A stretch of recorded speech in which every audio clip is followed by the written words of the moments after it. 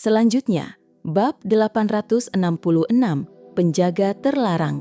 Menurut penelitian saya, para penjaga terlarang adalah boneka otomaton logam, gumam Luo Feng. Meskipun mereka hanya boneka, mereka sangat canggih dan tidak terpengaruh oleh serangan jiwa. Biasanya, sangat sulit untuk benar-benar menghancurkan inti mereka di dalam. Tuan, panah berat memandang kelabang merah menyala besar di pasir, berkomunikasi secara mental, sangat tidak mungkin untuk menghancurkannya, dan serangan jiwa tidak efektif. Meskipun inti energinya sangat kokoh dan sulit diganggu, kita hanya punya satu pilihan, dan itu adalah mengguncangnya cukup untuk menghancurkan intinya di dalam. Saya tahu, Luo Feng mengangguk, matanya terpaku pada penjaga. Luo Feng dan panah berat memperhatikan kelabang itu. Kelabang besar itu menatap ke bawah pada mereka, hampir seperti singa atau harimau yang melototi kelinci yang menggigil, seolah-olah sedang mengejek mereka. Sebuah teriakan yang menusuk telinga bergema dari tenggorokannya. Suara itu sendiri beriak kuat di seluruh ruangan dengan kecepatan cahaya menuju Luo Feng dan panah berat. Ini menyebabkan otak mereka bergetar dari dalam. Ketika Luo Feng terbangun dari keterkejutan, kelabang itu sudah menghilang dari tempatnya dan muncul di atas mereka. Tubuh besar itu hampir seperti awan yang menutupi mereka dari atas, menghantam ke bawah. Kabut cakar di sekelilingnya dan mulai menyerang mereka berdua. Puluhan cakar mengarah pada mereka, dan setiap dari ini panjangnya puluhan kilometer. Mereka adalah bilah tipis, tajam dan panjang, dengan 9 garpu masing-masing. Setiap bilah lebih tinggi dari gunung tertinggi di bumi, datang menebas mereka. Mereka berputar seperti penggiling daging, ruang semesta mudah terkoyak. Luo Feng memegang bilah bayangan darahnya dan mendengus dingin saat ia bergegas ke langit dan melepaskan ilmu pedangnya langsung menuju ke tubuh besar itu. Sebuah tebasan sungai perak muncul.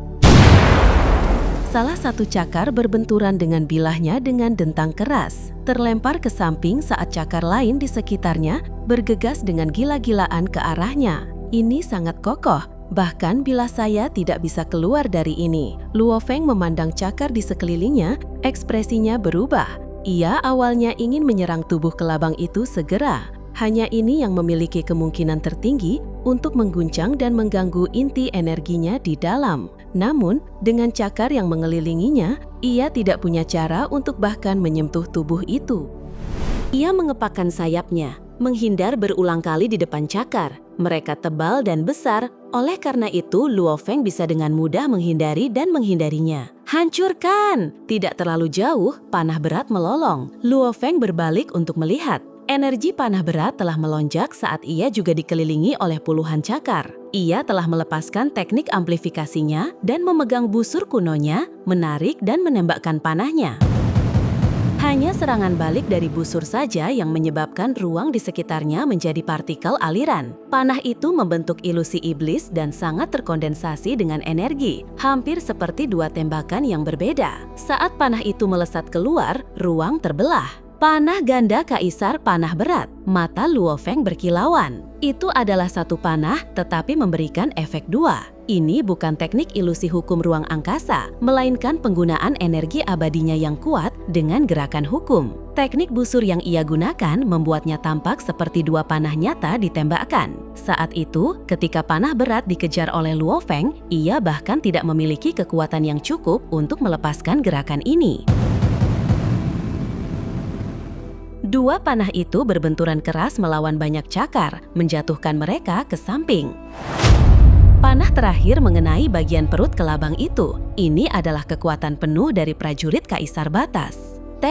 Panah pertama dengan paksa merogek bagian perut, mengungkapkan luka saat yang kedua menembus tepat. Sebuah rongga besar tersisa di sana saat kelabang itu meringis. Cakar yang mengelilingi Luo Feng menghentikan serangan mereka juga dan mundur. Seampuh itu, Luo Feng terkejut. Hati-hati tuan, panah berat berkelibat ke sampingnya, berkomunikasi. Penjaga terlarang memiliki pertahanan yang kuat. Bahkan kaisar yang tak terkalahkan tidak punya cara untuk merobek tubuhnya. Dari apa yang saya perkirakan, yang satu ini tampaknya memiliki bagian perut yang lebih lemah. Ia mungkin memiliki kartu as lain yang tersembunyi. Luo Feng terkejut. Mereka berdua dengan cepat berkelibat dan menciptakan jarak antara mereka dan kelabang. Itu tidak dapat dihindari. Mereka berada di ruang terlarang dan tidak mungkin untuk melarikan diri. Luo Feng dengan hati-hati memeriksa kelabang yang berkedut itu. Petir mulai tumbuh dari daerah perutnya yang robek. Kepala lain dengan paksa tumbuh dari lubang perut saat robek terbuka. Logam itu mulai membentuk kelabang lain sepenuhnya, tertegun. Satu kelabang menjadi dua. Keduanya melolong dan terbang ke arah mereka. Satu menjadi dua. Jangan bilang dua ini akan menjadi empat. Luo Feng mengepakkan sayapnya dan terbang jauh. Satu kelabang menembus langit. Cakarnya yang tak terhitung jumlahnya memanjat di udara saat ruang di sekitarnya bergetar hebat. Ia mengejar Luo Feng dan kecepatannya cukup cepat. Namun, dengan Luo Feng menghindar dengan kecepatan maksimumnya, bahkan panah berat jauh dari kecepatannya, kelabang ini tidak akan pernah bisa mengejarnya. Di sisi lain, kelabang lain bergegas ke arah panah berat. Panah berat sekali lagi menembakkan panah ke arahnya. Serangan kuatnya melesat keluar. Ruang di sekitarnya terkoyak saat serangan itu menjatuhkan cakar. Getaran terakhir mengenai perut kelabang. Perutnya tertembus. Panah berat bergegas dengan marah langsung ke lubang itu. Cakar yang tak terhitung jumlahnya dengan gila-gilaan menebasnya untuk menghentikannya, tetapi ia sudah lama menyiapkan panah lain, dengan mudah menjatuhkan semua cakar saat ia mengambil kesempatan untuk mencoba dan menusuk ke dalam tubuh. Tepat saat ia mencapai lubang itu dan hendak masuk, sebuah siluet emas melesat keluar dari lubang, secepat kilat, bahkan panah berat tidak punya cara untuk menghindar. Itu mengenai langsung di tubuhnya dan armor jam kuno menjatuhkannya jauh. Saat ia terbang mundur, ia menembakkan panah lain untuk menembus cakar lain yang menghalangi dia. Suara menusuk telinga bergema di seluruh ruang, mengguncangkan seluruh gurun. Dua kelabang besar itu berhenti dan mendarat di tanah. Luo Feng dan panah berat berkumpul. Apa yang terjadi? Mengapa begitu sulit? Luo Feng mengerutkan kening. Panah berat melihat keduanya, terutama yang memiliki lubang di perutnya. Itu berkedut di sana dengan siluet emas yang keluar sebelumnya, hampir seperti sesuatu yang akan mengungkapkan dirinya. Tuan, ia berkata, bahaya sebenarnya dari Menara Stindar adalah ratusan ribu kaisar.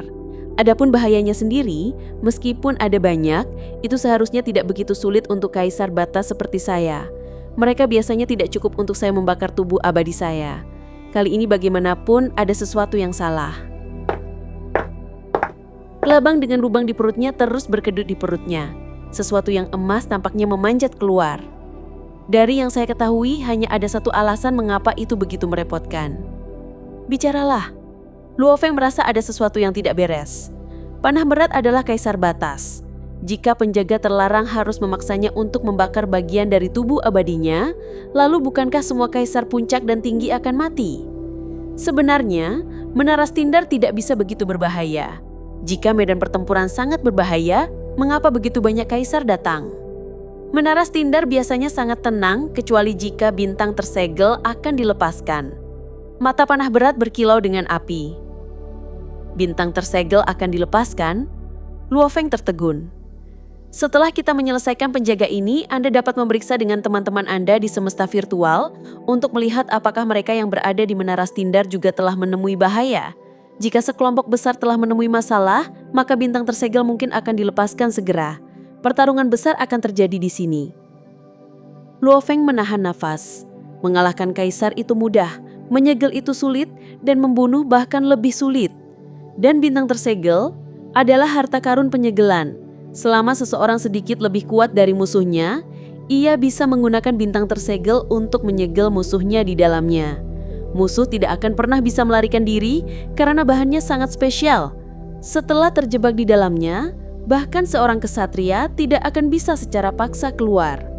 Tentu saja akan jauh lebih merepotkan untuk menyegel kesatria. Namun itu masihlah harta karun sejati. Itu sudah cukup untuk membuat prajurit yang tak terhitung dari triliunan ras menjadi gila. Sudah ada banyak yang berkumpul di sini, sementara yang lain mungkin bergegas datang. Seseorang hanya bisa membayangkan betapa brutalnya pertumpahan darah untuk bintang tersegel. Setiap dari mereka akan mengundang pembantaian massal. Tuan, Anda baru saja memasuki menara Stindar dan sesuatu seperti ini terjadi. Sepertinya Anda ditakdirkan untuk mendapatkan bintang tersegel. Dalam hati budak, tuannya adalah hal yang paling penting di semesta. Kelabang dengan lubang di perutnya memiliki lubang yang membesar saat makhluk berarmor emas memanjat keluar. Itu adalah kalajengking berarmor emas sepanjang 20 meter dan ekornya tajam dan bengkok. Panah berat menyipitkan matanya ke arahnya. Ekor inilah yang menyerangnya tadi. Selanjutnya, bab 867, bahaya. Dua kelabang besar itu masing-masing panjangnya ratusan kilometer. Namun, kalajengking berarmor emas ini hanya panjang 20 m. Ukurannya hampir seperti semut dibandingkan dengan dua gunung besar. Ia dengan lembut mengibaskan ekornya, menyebabkan ledakan di ruang sekitarnya. Robekan bisa terlihat saat mata merah darah gelapnya menatap tajam ke arah Luo Feng dan panah berat. Ia mengeluarkan lolongan yang menusuk telinga. Dua kelabang besar itu mematuhinya, berbaring dengan hormat saat kalajengking itu memanjat di atasnya. Tidak pernah mengalihkan matanya dari Luo Feng dan panah berat. Luo Feng menatap balik. Tuan, makhluk berarmor emas ini sangat kuat. Saya hanya bertukar serangan cepat dengannya sebelumnya, kata panah berat. Meskipun tidak mengetahui hukum apapun, serangan murninya masih sedikit lebih kuat dari Kaisar Puncak, dan ekornya seharusnya menjadi senjata ofensif terkuatnya. Luo Feng menatap kalajengking itu dan menjawab, "Apakah Anda menemukan titik lemahnya?" "Tidak," kata panah berat. "Ketika saya bertarung dengan penjaga besar sebelumnya, saya menemukan bagian tubuhnya lebih lemah dan panah saya bisa menusuknya. Namun, itu juga bisa jadi karena ia menyembunyikan makhluk berarmor emas ini di dalamnya. Oleh karena itu, ia membuat bagian perutnya lebih mudah untuk dihancurkan. Adapun makhluk ini, pertahanannya jauh lebih kuat dan menghadapinya akan merepotkan. Tidak bijaksana untuk bertarung langsung dengannya. Jika kita menyeret pertempuran ini, kita mungkin menemukan jalur keluar dari ruang terlarang ini, lalu kita bisa dengan cepat pergi. Para penjaga tidak punya cara untuk meninggalkan ruang mereka sendiri." Luo Feng menatap dengan hati-hati. Ia merasa bahwa meskipun kalajengking itu menatap mereka berdua, ia tampak lebih fokus padanya dan bukan pada panah berat yang lebih kuat. Makhluk itu tiba-tiba melolong. Gemuruh, gemuruh. Di kejauhan, dua kelabang yang berbaring tiba-tiba bergerak. Keduanya bergegas ke arah panah berat. Tentu saja karena ukuran mereka dan Luo Feng serta panah berat sama-sama berdekatan, sepertinya mereka berdua hanya menyerang keduanya. Luo Feng segera menghindar, sementara panah berat pergi ke arah lain. Melawannya dengan para penjaga menggunakan kristal Dewa Api, membakar tubuh abadi. Itu sama sekali tidak sepadan. Seret pertempuran. Seret sampai mereka menemukan jalur keluar. Dua kelabang besar itu memanggil, keduanya bergegas ke arah panah berat, satu di setiap sisi. Dengan bentuk mereka yang besar, itu hampir seperti dua awan merah yang turun padanya, bersama dengan kabut cakar 10 km. Itu seperti hutan bilah yang menelan panah berat. Sebuah jam kuno muncul di tubuhnya. Ia adalah Kaisar Batas dengan tubuh abadi, dengan jam kuno melindunginya. Bahkan, ledakan kristal Dewa Api terkuat hampir tidak akan membuatnya kehilangan 1% dari tubuh abadinya. Dua kelabang tersebut mungkin tampak kuat dan mampu menekannya, tetapi sebenarnya sulit untuk melukainya sedikit pun. Aneh, Luo Feng tertegun saat ia melihat dua kelabang menyerang panah berat. Aum! Kalajengking berarmor emas yang duduk di kejauhan akhirnya bergerak. Ia mengibaskan ekornya seperti kilat emas, menusuk ke arah Luo Feng.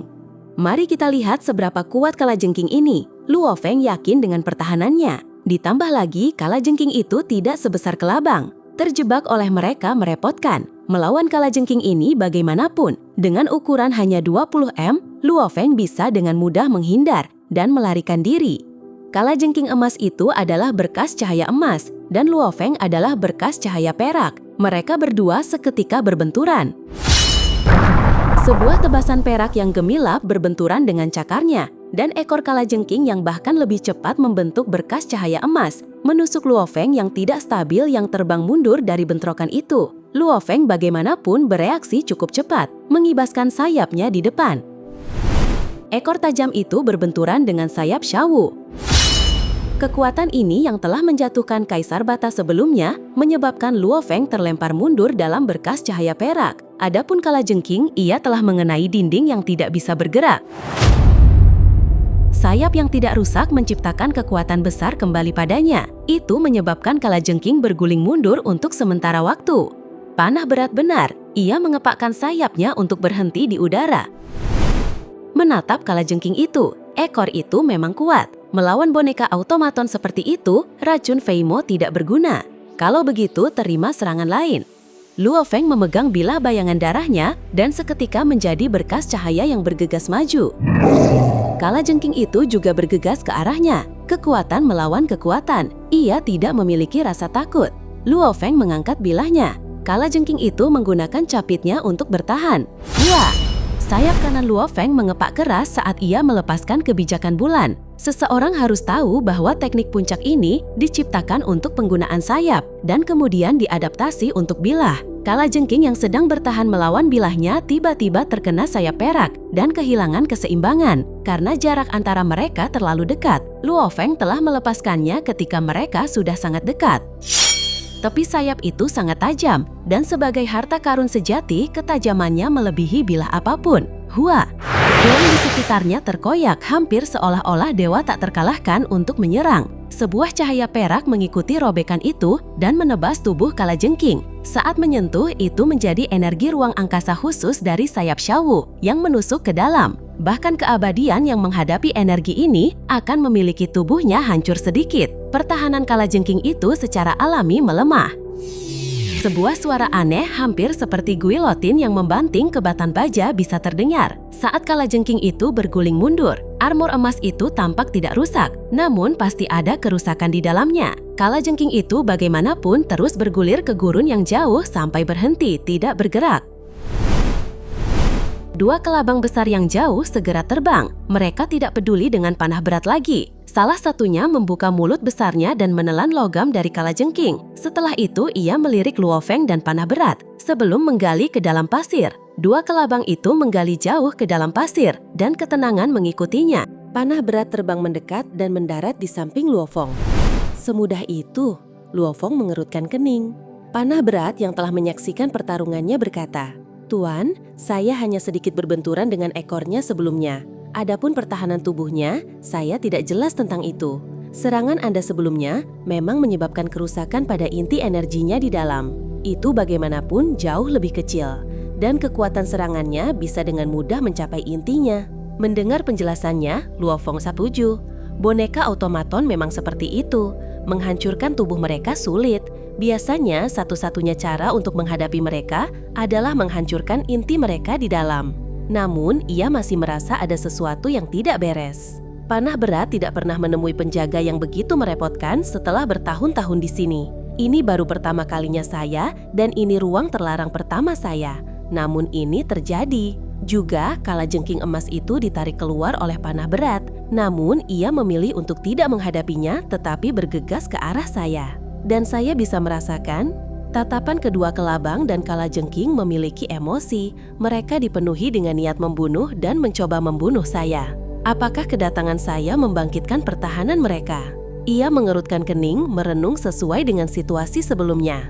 Meskipun ia bisa merasakan panggilan yang kuat dari menara, ia tidak dapat menjadi tuannya. Itu sama sekali berbeda dari armor prajurit, jenderal, dan raja. Juga mendapatkan harta karun puncak seperti menara bintang tidak bisa sesederhana itu. Semakin dekat saya dengan kemenangan, semakin hati-hati saya harus. Menara bintang bereaksi berbeda terhadap saya. Itu bisa berarti dua hal. Salah satunya adalah itu ramah dengan saya. Yang lain adalah itu benar-benar ingin membunuh saya, pikir Luo Feng. Jika saya adalah pencipta menara dan saya meninggalkan alat yang kuat ini di sini, saya tidak akan dengan santai menyerahkannya dengan mudah kepada generasi mendatang, terutama dengan hanya mengandalkan keberuntungan. Tidak mungkin. Bahkan untuk makhluk paling puncak di semesta, menara bintang masih merupakan harta karun yang sangat besar. Jiwa Luofeng bisa bersemangat, bahagia, dan gembira, tetapi ia selalu mempertahankan ketenangannya, mengenal diri sendiri, tertawa ketika saatnya, bersemangat, gugup, marah sesuai kebutuhan.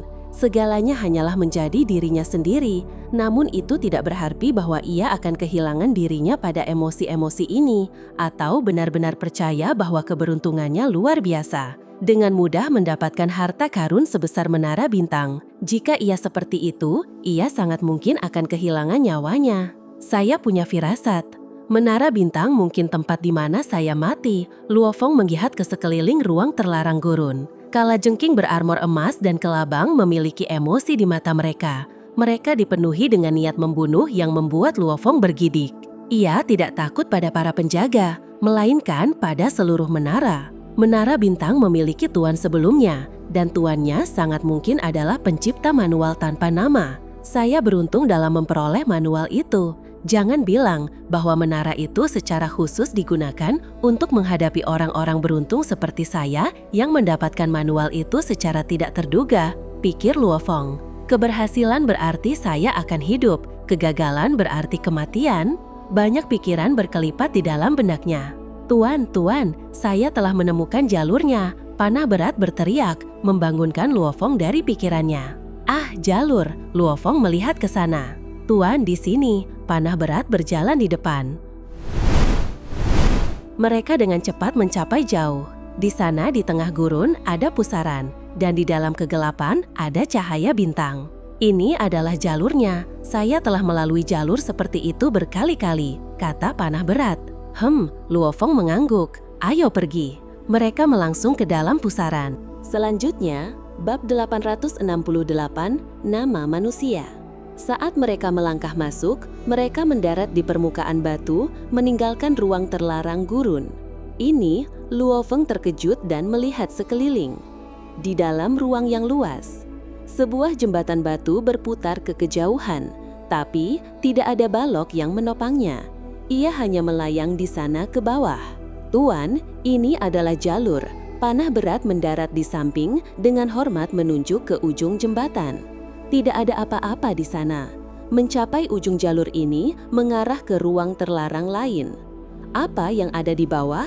Luofeng menatap ke bawah ke kekosongan di bawah. Bisakah kita terbang ke bawah? Tidak ada yang akan terjadi. Panah berat tersenyum. Biasanya, jika keberuntungan Anda baik, Anda akan melihat bintang tersegel di sepanjang jalurnya. Namun, tempat mereka berada sangat berbahaya. Ada penghalang tak berbentuk yang menghentikan prajurit untuk mendekat. Jika seseorang secara paksa mendekat, ia kemungkinan besar akan jatuh. Saya telah melihat banyak bintang tersegel di sekitarnya. Jika keberuntungan saya baik, saya akan melihat satu setiap 1 atau 2 tahun. Jika buruk, mungkin satu setiap 1000 tahun. Saat itu, ada beberapa kaisar ras lain yang menjadi sangat bersemangat dari melihat mereka. Mereka terbang langsung untuk mengambilnya, tetapi mereka terbunuh. Melihat satu setiap 1 hingga 2 tahun, Luofeng menatap ke bawah. Saya pikir saya sudah melihatnya. Panah berat tertegun. Ia melihat ke bawah juga dan menatap dengan mata terbelalak. Memang. Luofeng menatap ke bawah. Jauh di dalam kekosongan, ada sebuah bintang yang bergulir. Ukurannya mirip dengan bintang normal. Energi yang diberikannya menakutkan. Ia berputar di sana dengan kecepatan stabil di dalam kekosongan yang luas. Harta karunia, kata Luofeng. Panah berat berkata, kita hanya bisa melihatnya. Ada banyak bintang tersegel di menara bintang. Hanya yang tercatat sudah banyak, bersama dengan banyak lainnya yang belum ditemukan. Sayang sekali, kecuali bintang tersegel jatuh sendiri, bahkan para master semesta yang tak terkalahkan dari 4 ras puncak tidak bisa secara paksa mengambilnya. Luofeng melanjutkan ke depan. Bintang tersegel lain, panah berat berjalan di sepanjang jembatan batu dan berseru terkejut. Luofeng mengikuti. Di kedalaman di bawah jembatan, mereka sesekali akan melihat bintang tersegel yang berputar di posisi yang berbeda. Itu mempertahankan kecepatan seperti itu selama triliunan tahun, tidak pernah berhenti sampai jatuh. Tepat saat ia berjalan di sepanjang jembatan, ia menerima permintaan panggilan.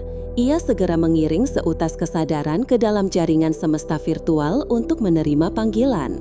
Yang Kaisar Tianchen. Luo Feng tersenyum terkejut. Kaisar ini adalah manusia, ia belum lama berada di aliansi Hong.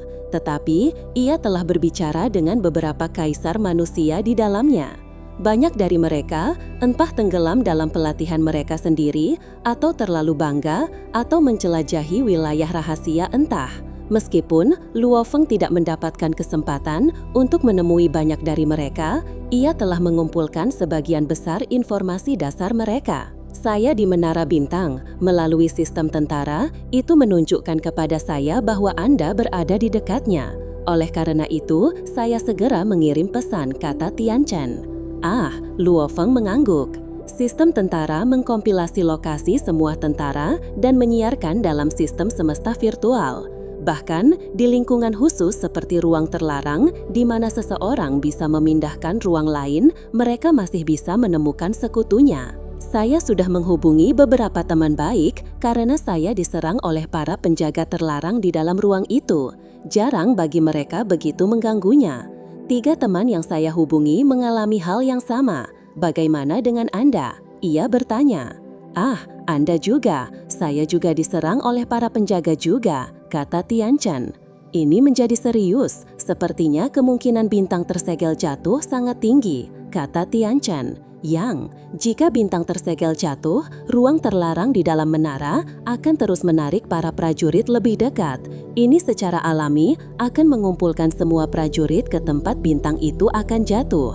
Setiap kali bintang tersegel jatuh, pembantaian besar akan terjadi.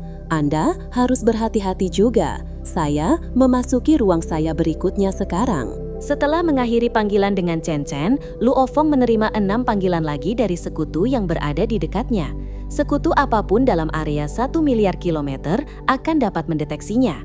Mereka semua mengalami masalah yang sama dan mencurigai jatuhnya bintang tersegel yang akan segera terjadi.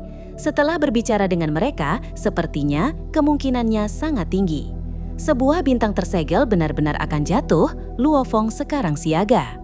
Meskipun bintang tersegel adalah harta karun sejati bagi Luo Feng yang memiliki gelang kunci ruang angkasa, armor jenderal, armor raja, sayap Shawu, dan jam kuno, ia tidak akan begitu saja kehilangan akal sehatnya atas jatuhnya bintang tersegel.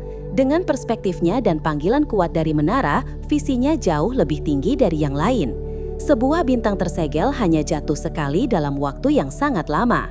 Satu jatuh saat saya datang ke sini, tampaknya bukan kebetulan. Luo Feng siaga, bertanya, panah berat, apa yang terjadi ketika bintang tersegel jatuh? Mereka biasanya berbeda, tetapi masih ada beberapa kesamaan. Ruang terlarang di dalam menara semuanya secara alami akan bergabung, mengumpulkan semua prajurit bersama-sama, menghasilkan pertumpahan darah terakhir. Panah berat menjelaskan. Ayo pergi, Luo Feng mengangguk, tidak berbicara lagi saat mereka dengan cepat mencapai ujung. Melihat kekosongan di bawah jembatan, ia bisa melihat bintang tersegel yang berputar di bawah. Ia menyimpan panah berat di cincin dunianya dan melangkah masuk sendirian ke ruang terlarang lain. Ini adalah dunia lautan. Saat Luo Feng melangkah masuk, pintu masuk menghilang, dan Luo Feng berarmor perak melayang di udara di atas lautan, melihat sekeliling dan mencari jalur ke ruang berikutnya. Dalam keadaan normal, jalurnya sangat mudah ditemukan. Biasanya butuh hingga 1 hari maksimal untuk menemukannya. Gelombang mulai bergejolak hebat, bergemuruh dari dalam. Sebuah ledakan terjadi setelahnya. Sebuah pekikan yang menusuk telinga bisa terdengar. Makhluk mirip ular biru giok dengan kepala penuh sisik logam terbang keluar dari lautan, mengungkapkan hampir 2 km dari dirinya di atas permukaan. Bagian bawahnya memiliki tungkai saat penampilannya menyebabkan lautan bergetar dari dalam. Mata emasnya menatap tajam ke arah manusia berarmor perak dan bersayap. Penjaga lain, gumam Luo Feng. Bintang itu tampak sangat tidak ramah terhadap Luo Feng. Dari ruang pertama hingga ke-9, setiap ruang memiliki penjaga yang muncul. Dan teknik pertempuran dan gaya mereka semua memiliki tingkat bahaya yang berbeda. Ruang ketujuh adalah yang paling berbahaya yang ia temui. Sebuah gorila metal hitam pendek setinggi 1,2 meter memegang 2 palu besar dan sangat cepat dan gesit. Semakin kecil, semakin gesit. Gorila hitam itu adalah penjaga tercepat yang ia temui di semua 9 ruang. Dalam hal kecepatan dan menghindar, ia bisa mengimbangi Luo Feng. 2 palunya lebih menakutkan daripada serangan panah berat. Panah berat hanya bisa menggunakan dirinya sebagai perisai. Kecuali ia membakar tubuh abadinya, ia tidak punya cara untuk melawan. Itu adalah pertama kalinya Luo Feng menggunakan kekuatan penuhnya dengan sayap Xiao, bertahan melawan palu dan menghindar. Butuh lebih dari setengah jam sebelum pintu keluar muncul. Barulah mereka melarikan diri dari ruang ketujuh. Ketika mereka melarikan diri, gorila itu masih melolong di dalamnya. Untungnya itu hanya boneka logam, tidak bisa membakar tubuh abadinya, gumam Luo Feng. Gila, penjaga ini dalam hal kekuatan, ia sudah melebihi kaisar batas dan bahkan dekat dengan kaisar tak terkalahkan. Jika itu adalah dewa sejati yang mampu membakar tubuh abadinya, hanya membakar sedikit akan meningkatkan kekuatannya lebih dari 1000 kali. Saya tidak akan memiliki perlawanan sama sekali. Panah berat masih terguncang dari keterkejutannya. Setelah ruang ke-9, Luo Feng tidak diserang oleh penjaga lagi. Di dalam menara, mereka melewati banyak ruang terlarang. Ruang ke-21, Luo Feng duduk bersila di atas bola api saat bola itu terbang lurus ke pintu keluar ke-21. Ruang ke-21 ini adalah lahan rawa, dan 2 kelompok keabadian ras lain melayang di langit di atasnya. Salah satunya dari kamp automaton, dengan 22 keabadian, semua di tingkat kaisar. Dan 2 di antaranya adalah orang automaton, 2 kaisar automaton. Kelompok lainnya adalah kamp serangga dengan 6 kaisar. Tingkat energi mereka bagaimanapun jauh lebih tinggi. Di antara 6 itu, ada 1 yang merupakan boneka kaisar batas. Boneka kaisar batas ini secara alami mewakili keabadian serangga yang menakutkan itu. Para ratu serangga abadi, setiap dari mereka adalah kekuatan yang menakutkan. Saya tidak menyangka akan bertemu mereka di sini. Ini akan merepotkan. Namun, tidak perlu takut. Ketika bintang tersegel jatuh, kaisar jatuh hidup ras kita pasti akan muncul. Ras automaton kita akan bekerja sama. Apakah kita perlu takut pada ras serangga? 2 prajurit automaton berpakaian serupa dengan armor hitam saling bertukar pandang. Di samping mereka, 20 keabadian lainnya jelas mengikuti mereka. Para automaton sedikit jumlahnya. Dan setiap kaisar mewakili kerajaan automaton yang menakutkan, yang benar-benar menakutkan. Tentu saja, dalam keadaan normal, mereka masih lebih lemah dari keabadian serangga. Ras serangga tidak memiliki tanda tingkat kaisar seperti itu. Selama ratu itu abadi, ia secara alami akan menjadi makhluk paling menakutkan di bawah tingkat kesatria, mengendalikan tentara serangga abadi. Setiap serangan gabungan akan membuat kaisar yang tak terhingga bergidik ketakutan. Di kejauhan, celah di ruang terjadi. Sebuah siluet berarmor dan bersayap perak terbang keluar dan memayang di udara. Kamp automaton dan serangga terlibat dalam kebuntuan. Kedua belah pihak tampaknya tidak terlalu peduli dengan prajurit sendirian yang muncul. Itu kaisar Sungai Pedang. Itu kaisar Sungai Pedang manusia. Ini yang mengejar kaisar binatang darah pergi dan memaksa panah berat ke dalam koma. Kedua belah pihak dengan cepat siaga penuh. Reputasi dan insiden dari sebelumnya membuat mereka tidak meremehkan manusia ini. Ini melihat 2 kamp yang berjarak saling berhadapan di ruang ke-21, terutama energi kuat yang mereka pancarkan, Luo Feng gugup. Selanjutnya, bab 869, Kaisar Chen Hun. Luo Feng dengan hati-hati memeriksa kelompok-kelompok itu. Satu kelompok sangat besar, sementara yang lain memiliki lebih sedikit keabadian. Sisi automaton memiliki 2 prajurit automaton yang lebih menonjol yang mengenakan armor hitam, dan yang lainnya berkerumun bersama. Posisi mereka jelas berbeda. Sayang sekali, saya tidak tahu salah satu dari mereka. Meskipun Luo Feng telah banyak belajar tentang banyak prajurit, ia tahu banyak kaisar di benua Yanji. Adapun Menara Bintang, ada ratusan ribu kaisar dari kampung lain dan tidak mudah untuk melewati semuanya. Di sisi lain, Luo Feng berbalik untuk melihat. Kelompok dengan lebih sedikit keabadian dengan total 6 kaisar. Namun dari kebuntuan, ia bisa melihat dari tatapan mereka dan energi yang mereka pancarkan bahwa kelompok ini lebih kuat. Itu dia, Luo Feng menatap salah satu dari 6 kaisar. Energinya sangat besar dan tidak lebih lemah dari emas cang dan panah berat. Penampilannya jelek karena ia setinggi 3 meter yang ditutupi lapisan hitam. Wajahnya memiliki 8 tanduk hitam lembut yang terkulai di samping. Mata kecilnya menambahkan tatapan dingin. Ia berasal dari ras bayi, Kaisar Tengkorak.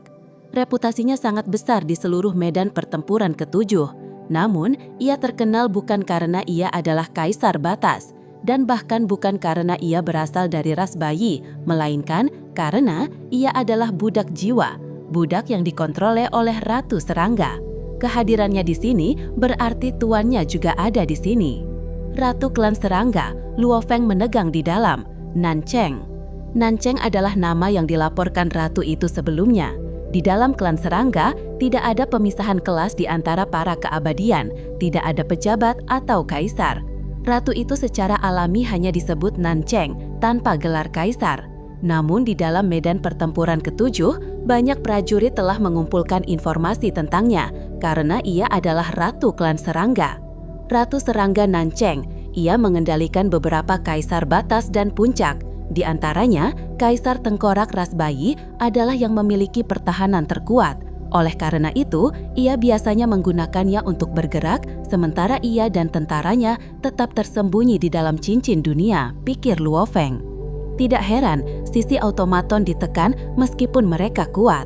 Baru saat itulah Luo Feng benar-benar merasa bahwa ini adalah menara bintang, tempat tertinggi dan paling berbahaya di dalam medan pertempuran ketujuh. Menemukan satu kaisar batas di benua Yanji sangat sulit, dan menemukan kaisar puncak yang mahir dalam serangan jiwa juga sangat sulit. Namun di Menara Bintang, ada triliunan kaisar puncak dari seluruh penjuru. Meskipun ada lebih sedikit kaisar batas atau puncak yang mahir dalam serangan jiwa, masih ada beberapa. Dan beberapa makhluk yang menakutkan. Seperti Ratu Nancheng, tingkat makhluk ini, karena ras, harta karun dan kekuatannya, ia dekat dengan kaisar tak terkalahkan. Namun, dibandingkan dengan kaisar tak terkalahkan sejati seperti Yan sejati, masih ada perbedaan yang cukup besar. Tingkat makhluknya bisa dianggap tak terkalahkan di bawah tingkat ksatria. Namun melawan ksatria, ia tidak akan memiliki perlawanan sama sekali. Sangat mudah untuk melihat perbedaan antara dia dan Yan sejati. Namun di medan pertempuran ketujuh, ia sudah menjadi makhluk paling puncak. Tingkat Yan sejati jarang bahkan di antara triliunan ras. Mereka yang berada di tingkatnya, semua mencari kesempatan untuk menerobos ke tingkat ksatria. Mereka hampir tidak pernah datang ke perang wilayah terluar, terutama karena mereka tidak menimbulkan tantangan sama sekali bagi mereka. Di udara, sisi automaton dan sisi serangga melayang. Luo Feng berdiri sendirian saat ketiganya berhadapan, semuanya mencari pintu keluar dari ruang terlarang. Luo Feng secara alami tidak terlalu dekat dengan mereka. Dua kamp itu adalah musuhnya. Mengapa ia harus mendekat? Anda Kaisar Sungai Pedang? Sebuah suara serak bergema. Luo Feng berbalik untuk melihat. Itu adalah keabadian berukuran lebih besar dari kamp automaton, dengan wajah besi besar dan mulut hitam. Dari sudut pandang manusia, ini adalah wajah orang yang sederhana dan jujur. Ia tersenyum aneh pada Luo Feng. "Siapa Anda?" Luo Feng bertanya. "Saya Kaisar Chen Hun, saudara yang baik dari Jam Ungu." Ia mengejek. "Saudara Jam Ungu?" Luo Feng mengerutkan kening padanya. Ia telah banyak mencari tentang Jam Ungu sebelumnya, tetapi ia tidak pernah menemukan hal ini. Namun, mereka berdua berasal dari kamp automaton. Oleh karena itu, hubungan seperti ini umum. Para kaisar automaton lainnya di samping tampak suka mengobrol. Meskipun mereka siaga, entah itu mereka atau sisi klan serangga, mereka semua memiliki hak untuk meremehkan Luo Feng. Dalam hal kekuatan absolut, mereka jauh lebih kuat. "Bagaimana Anda, Kaisar Sungai Pedang?" Luo Feng menatapnya. "Kaisar Chen Hun," ia mendengus, "cukup sombong. Namun, Anda harus mengerti bahwa ini adalah Menara Bintang, bukan benua Yanji. Di sini, terutama di sini, Entah itu melawan kami atau ras serangga, Anda tidak punya hak sama sekali untuk menjadi sombong. Hahaha, tawa bergema dari samping. Kamp Automaton meledak dalam tawa. Sisi serangga menonton. Luo Feng mengerutkan kening itu. Ia merasakan permusuhan dari Kamp Automaton, terutama dari Kaisar Chen Hun ini. Ia tampaknya dipenuhi dengan niat membunuh. Saat itu, Luo Feng telah membunuh Jam Ungu bersama dengan 13 kaisar lainnya dari Kamp Automaton. Menggunakan mereka sebagai batu loncatan, dapat dimengerti bahwa mereka dipenuhi dengan penghinaan terhadapnya. Saya tidak pernah menunjukkan kesombongan apapun di depan dua kamp itu. Tapi Anda, Kaisar Chen Hun yang kecil ini, Anda berani sombong di depan saya? Luo Feng mengejek. Apa kau mencari? Chen Hun mengamuk, tetapi tiba-tiba berhenti. Di kejauhan, sebuah siluet besar muncul di samping Luo Feng. Itu adalah prajurit kurus hitam yang bertopeng. Dan energinya yang kuat pasti sebanding dengan prajurit terkuat dari kedua sisi di sini. Kaisar Panah Berat. Itu panah berat. Betapa kuatnya energi. Ia dalam bentuk puncaknya. Panah berat yang koma telah memulihkan kekuatan penuhnya begitu cepat. Kedua kamp benar-benar terkejut. Meskipun kedua sisi siaga sebelumnya, mereka tidak terlalu peduli dengan Luo Feng. Sekarang bagaimanapun, mereka waspada. Bahkan para prajurit dari Kamp Automaton yang mengejek Luo Feng sebelumnya, semua berhenti tersenyum, tidak berani menyombongkan diri lagi. Mereka merasa terancam. Mampu membantu memulihkan panah berat ke bentuknya yang sempurna dalam waktu sesingkat itu membutuhkan lebih dari 100 miliar elemen campuran. Kekayaan saja menunjukkan betapa besar ancaman Luo Feng. Dan juga, dengan Luo Feng dan panah berat bergabung, mereka adalah kekuatan yang tidak bisa dianggap remeh. Chen Hun, tahu tempatmu. Luo Feng menatap dingin padanya dan memalingkan muka setelahnya. Tuan, panah berat berdiri di belakangnya dengan hormat. Panah berat, ingat, jangan ungkapkan jam kunomu. Fakta bahwa Anda memilikinya adalah kartu as besar saya. Luo Feng berkomunikasi secara mental. Dimengerti, jawab panah berat. Kaisar batas menakutkan. Satu dengan jam kuno bahkan lebih menakutkan. Hanya dari bagaimana jam ungu sangat kuat dengannya sudah menjadi bukti yang cukup. Juga ia hanya kaisar puncak yang mampu membunuh dua kaisar batas dengan jam itu. Sekarang, panah berat adalah kaisar batas dengan jam kuno.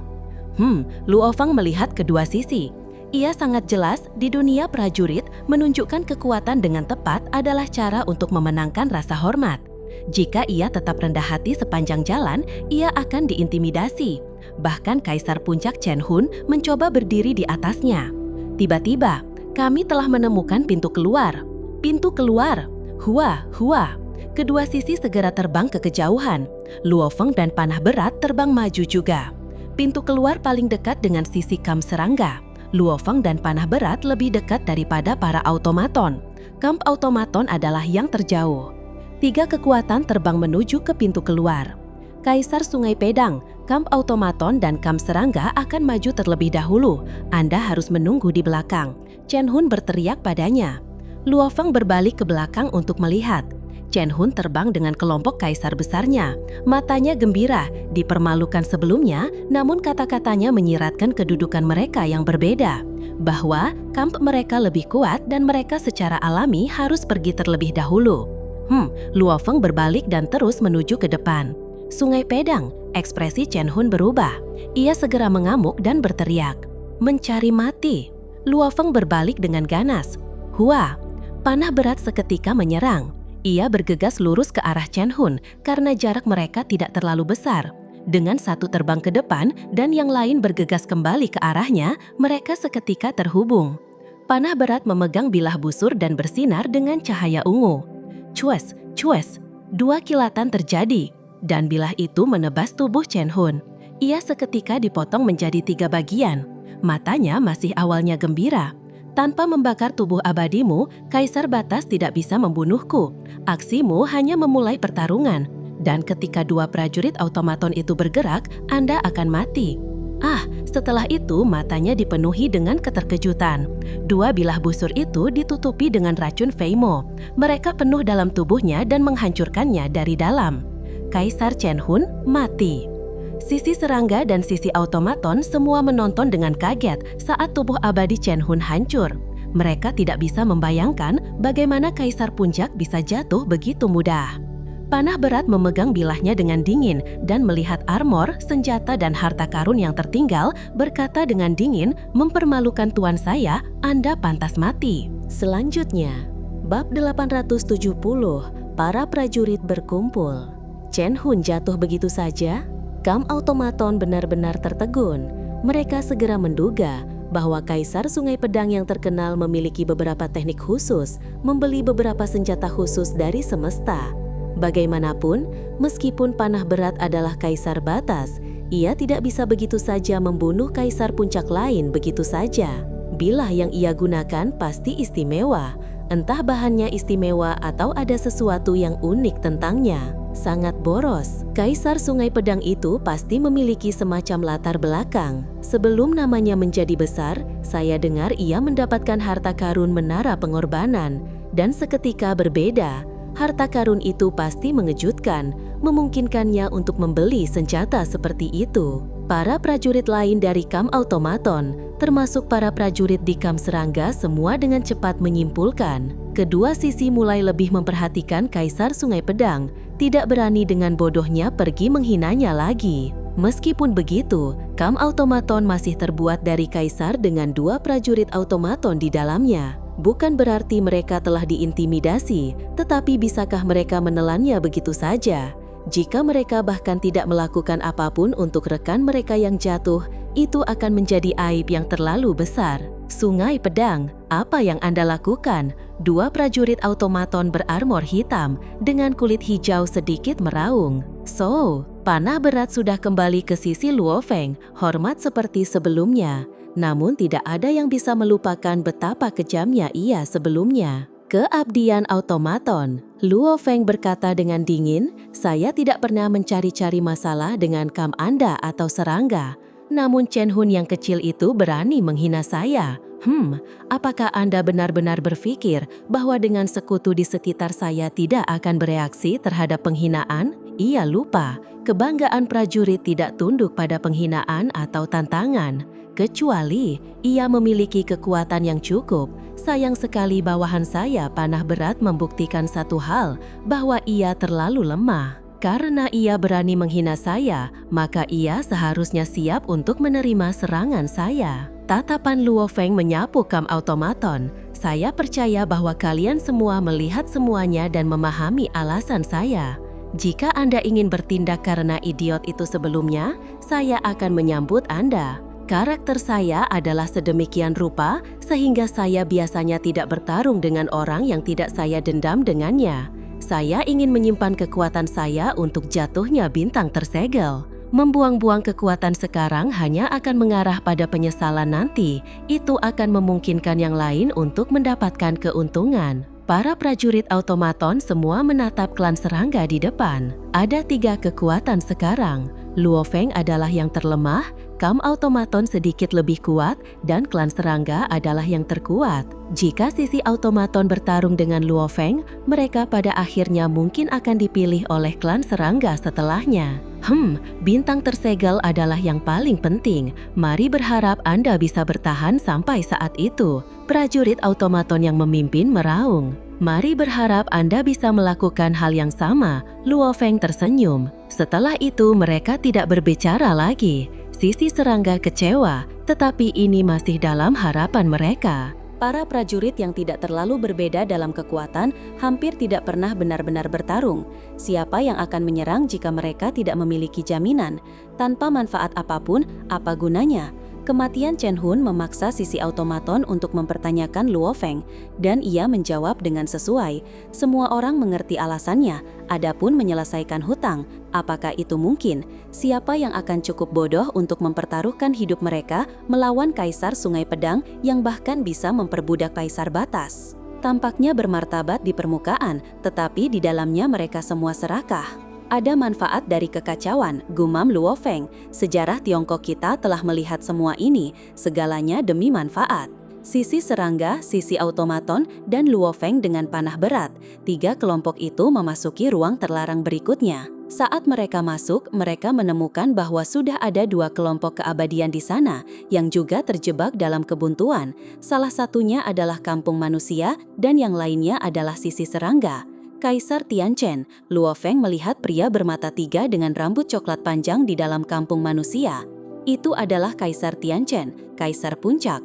Namun karena ia mahir dalam serangan jiwa dan ilusi, ancamannya sebanding dengan Kaisar Batas. Prajurit seperti itu yang mahir dalam ilusi atau serangan jiwa, selama mereka membakar sedikit tubuh abadi mereka untuk menyerang, bahkan Kaisar Batas akan berada dalam bahaya. Yang mata Tianchen berkilauan. Kaisar Qiangwu, Luo Feng membawa panah berat mendekat bercampur dengan banyak orang lain di kampung manusia. Kelompok keabadian manusia hanya memiliki satu manusia sejati, sisanya berasal dari ras lain. Yang Kaisar Sungai Pedang. Sungai Pedang, banyak prajurit terkejut ketika melihat panah berat berperilaku patuh di sekitar Luo Feng. Saat itu ketika ia dipaksa ke dalam koma, semua orang telah menebak bahwa ia akan diperbudak. Namun untuk memulihkan kekuatan penuhnya begitu cepat akan memiliki biaya yang sangat besar. Itu membuat para kaisar semua menghormati Luo Feng tetapi merasa putus asa pada saat yang sama. Semua orang sangat bersemangat dengannya. Mereka yang dekat memanggil Yang, mereka yang tidak berteriak Kaisar Sungai Pedang. Kampung itu secara alami berputar di sekitar Luo Feng dan Kaisar Tianchen sebagai intinya. Di sisi lain, 2 kelompok serangga telah berkumpul, banyak yang berteriak Kaisar Tengkorak. Kaisar Tengkorak di mana Tuan Nancheng? Kaisar Tengkorak. Dari kata-kata itu, seseorang bisa tahu tanpa ragu bahwa pemimpin kelompok itu sekarang masih Ratu Nancheng yang belum menunjukkan dirinya. Kaisar Tengkorak, Tianchen mengerutkan kening. Ia yang memiliki pertahanan terkuat. Dengan dia di sana, Nancheng pasti akan ada di sekitar. Saya tidak berharap untuk bertemu dengannya sepagi ini. Bahkan jika Anda tidak bertemu dengannya sekarang, Anda juga akan melihatnya pada akhirnya. Luo Feng tersenyum. Apakah Anda memiliki keyakinan diri dalam menghadapi Nancheng? Tianchen menatap Luo Feng. Tidak, Luo Feng berkata dengan santai. Anda, tidak ada harapan sama sekali. Tianchen menggelengkan kepalanya. Ia juga terang-terangan. Setiap ratu serangga mahir dan pengarang jiwa dan pertahanan, bahkan Kaisar Tengkorak, Kaisar Batas, diperbudak. Ia pasti lebih kuat dari saya dalam serangan jiwa. Saya tidak punya harapan sama sekali. Luo Feng menganggap. Benar. Para ratu serangga abadi semuanya menakutkan. Mereka secara alami mahir dalam serangan jiwa, dan mereka juga memiliki tentara serangga abadi. Semakin banyak prajurit, semakin sedikit ancaman dari perbedaan kekuatan ini, kata Tianchen. Saat ini Ratu Nancheng sangat mengancam. Ia sendiri dapat berdiri di atas kita semua di sini. Namun seiring dengan bertambahnya jumlah prajurit, ancaman akan menyusut. Terutama ketika bintang tersebar jatuh, jumlah kaisar ras lain akan bertambah menjadi jumlah yang sangat besar. Selama kita semua menggabungkan serangan kita, bahkan kesatria tidak akan bisa menahannya. Mereka harus menghindar dan tidak menerimanya secara langsung. Luo Feng mengangguk. Ketika jumlahnya tumbuh melebihi batas, itu akan menjadi lebih menakutkan. Seiring berjalannya waktu, mereka melakukan perjalanan dari satu ruang terlarang ke ruang berikutnya. Setiap ruang yang mereka masuki, mereka mengumpulkan lebih banyak prajurit, dan jumlahnya bertambah besar. Pemandangan ini membuat semua prajurit yakin bahwa bintang tersegel akan segera jatuh. Hanya ketika itu akan terjadi, menara bintang benar-benar akan menggeser ruangnya dengan cara ini, mengumpulkan para prajurit bersama-sama. Kaisar Tengkorak. Itu Kaisar Tengkorak. Jika Kaisar Tengkorak ada di sana, Ratu Serangga Nanchen pasti ada di sana juga. Makhluk tua itu ada di sini untuk memperebutkan bintang tersegel juga. Kepeluang kita menjadi lebih tipis. Meskipun jumlahnya terus bertambah, entah itu kampung manusia, kampung iblis, atau kampung automaton, topik utama tampaknya adalah Kaisar Tengkorak dan Nanchen. Nanchen, tanpa ragu, adalah prajurit terkuat di antara seluruh kelompok yang berkumpul. Luo Feng berdiri di udara di atas rumput dengan keabadian dari kampung manusia. Bertemu Kaisar Tengkorak dan membunuh Chen Hun semua terjadi hari ini. Dan ini hanya ruang ke-9. Saya tidak berharap untuk sudah melihat lebih dari 2.000 abadian berkumpul. Luo Feng melirik kejauhan. Kamp automaton memiliki lebih dari 600 prajurit, kampung serangga memiliki lebih dari 800, Kampung Iblis memiliki lebih dari 500 dan Kampung Manusia memiliki lebih dari 600. 2.600 keabadian. Meskipun Luo Feng bisa mengenali beberapa, dari persentase, ia bisa menyimpulkan lebih dari 90% adalah kaisar. Kami belum mencapai ruang terakhir dan sudah ada begitu banyak. Ketika bintang tersegel jatuh, berapa banyak yang akan ada, seru Luo Feng. Butuh waktu yang tak terhitung jumlahnya bagi sekelompok besar kaisar untuk dibangkitkan. Dan meskipun begitu, itu hanya akan menjadi sekitar 100.000 kaisar. Di semesta, dengan triliunan ras ditambahkan bersama-sama, jumlah kaisar tidak masuk akal. Hanya menara bintang saja yang memiliki ratusan ribu kaisar, melebihi kemanusiaan secara keseluruhan. Satu ras saja tidak punya cara untuk bersaing dengan triliunan ras lainnya. Bahkan jika hanya 1/1000 yang keluar dari ras lain, itu masih akan jauh melebihi ras tunggal. Namun, ras puncak kuat karena mereka memiliki lebih banyak kekuatan puncak. Wus, sebuah robekan terjadi di ruang itu. Sekelompok besar prajurit bergegas masuk.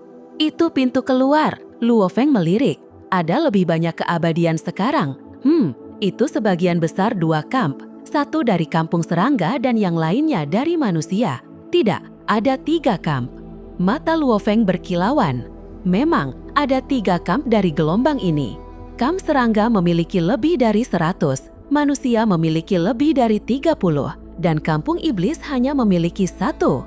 Kaisar makam hitam, kaisar makam hitam, itu kaisar makam hitam. Seketika, perhatian lebih dari 2.000 abadian di wilayah ini semua beralih ke prajurit sendirian dari kamp iblis yang masuk.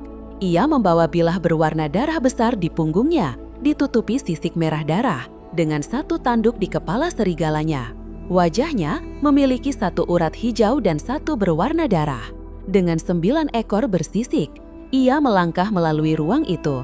Tatapannya membuat semua orang bergedik. Meskipun ada lebih dari 2.000 keabadian di sini, mereka semua seketika terdiam. Energi mereka ditekan oleh 1 prajurit ini. Bahkan kamp serangga dengan Ratu Nanchen seketika terdiam. Itu kaisar makam hitam, Luo Feng menyipitkan matanya.